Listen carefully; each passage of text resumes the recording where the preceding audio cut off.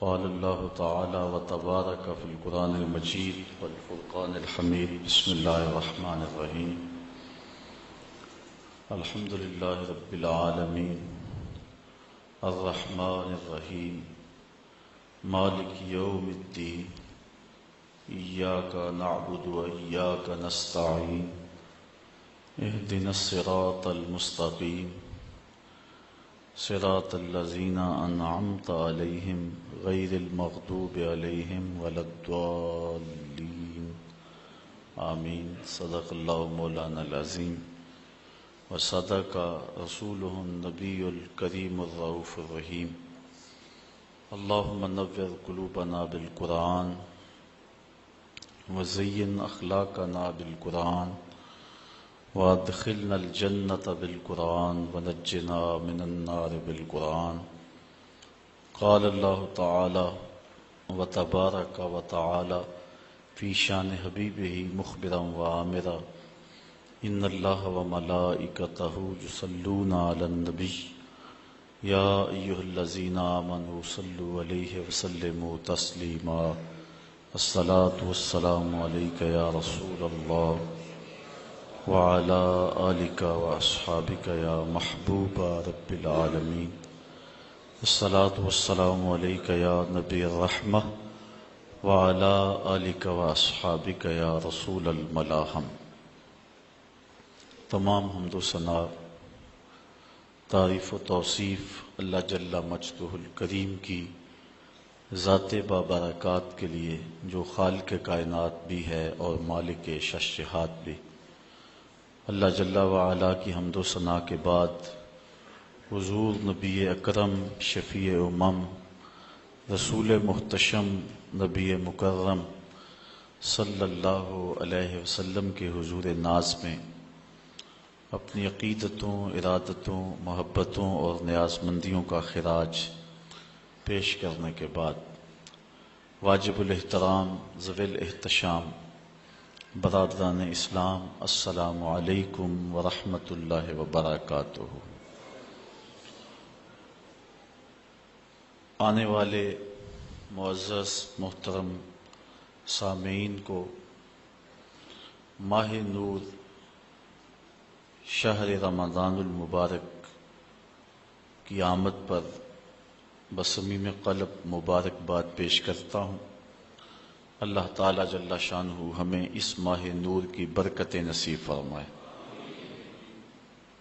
زندگی میں ایک بار موقع مالک نے پھر نصیب کیا کہ اس شہر نور کی ماہ مقدس کی بہاریں نصیب ہوئیں.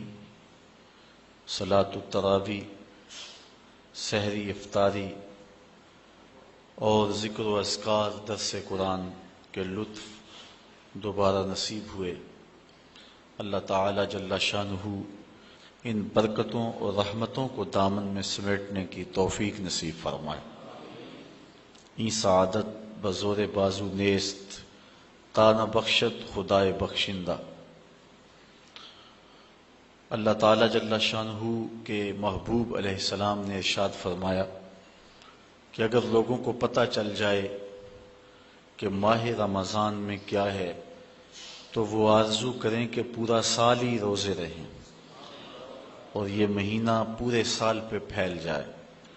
اتنی رحمتیں اور اتنی برکتیں اس ماہ نور کے دامن میں ہیں جو اہل ایمان کو نصیب ہوتی ہیں. رمضان المبارک اللہ تعالی جل شانہ کے ہونے کا یقین پختہ کرتا ہے.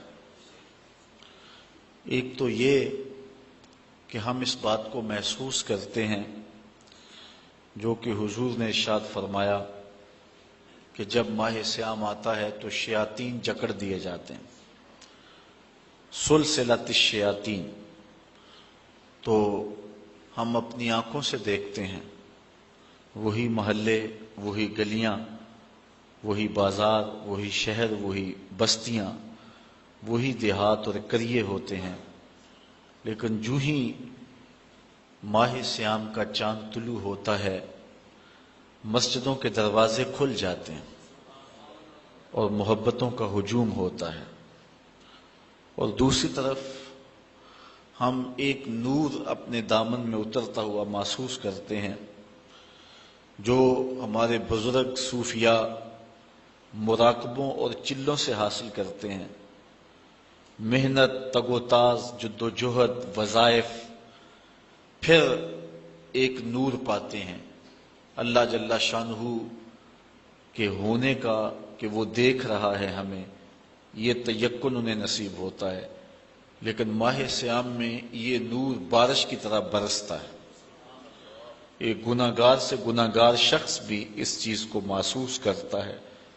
آپ نے کبھی دیکھا ہو کہ دوپہر کے وقت سخت گرمی ہے، زبان کانٹا بنی ہے، حلق خشک ہے، ٹھنڈا پانی دستیاب ہے، دروازہ بند ہے، کوئی دیکھنے والا بھی نہیں، اس کے باوجود بھی بندہ پانی کا ایک گھونٹ حلق سے نیچے نہیں اتارتا کہ میرا اللہ مجھے دیکھ رہا۔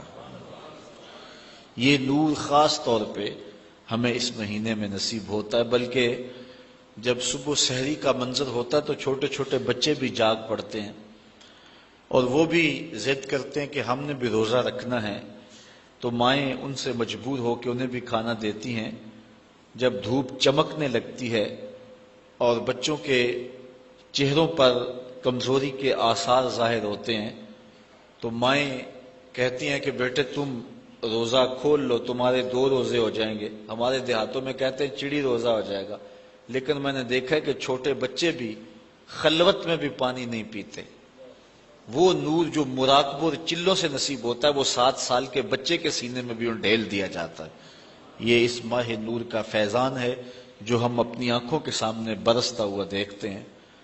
میں سمجھتا ہوں کہ اس شخص سے بڑا بد نصیب زمانے میں کوئی نہیں جو اس مہینے میں بھی محروم رہ جاتا ہے، مسجد کا رخ نہیں کرتا، اسے صلاۃ التراویح نصیب نہیں ہوتی، نیکی کی محفلیں اور اچھائی کا ماحول اس کا مقدر نہیں ہوتا۔ حضور علیہ السلام نے ممبر کی 3 سیڑھیوں پہ قدم رکھتے آمین آمین فرمایا تھا۔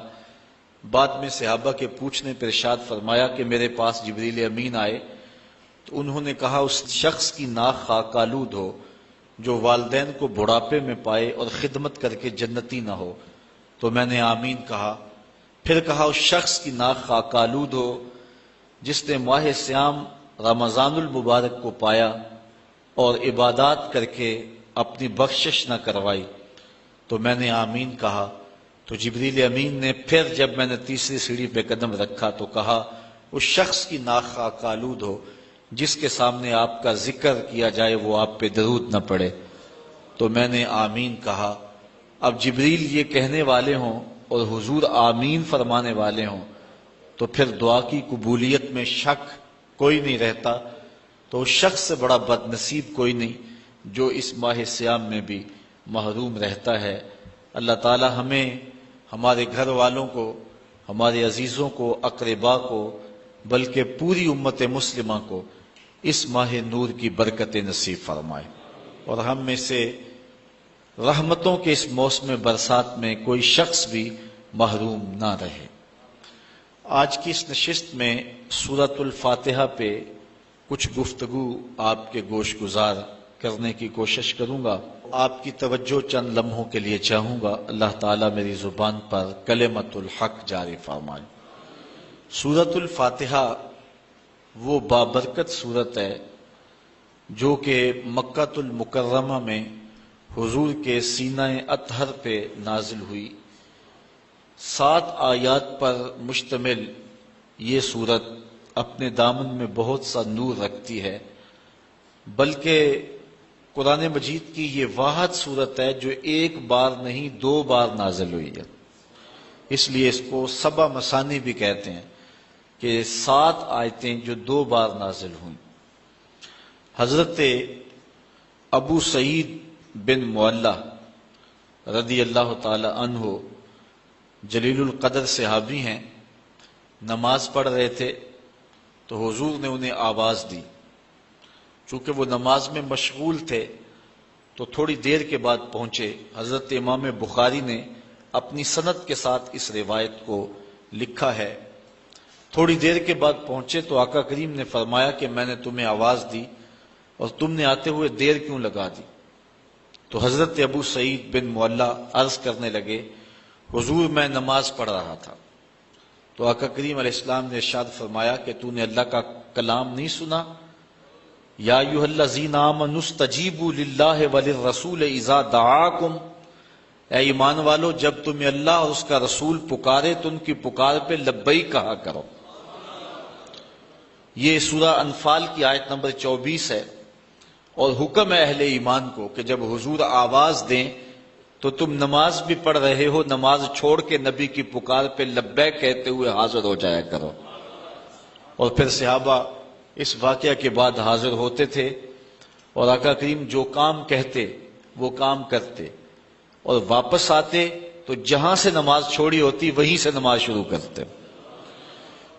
اوروں سے مخاطبہ کریں تو نماز ٹوٹ جاتی ہے، لیکن حضور علیہ السلام سے نہ کلام کرنے سے نماز ٹوٹتی ہے، نہ حضور کی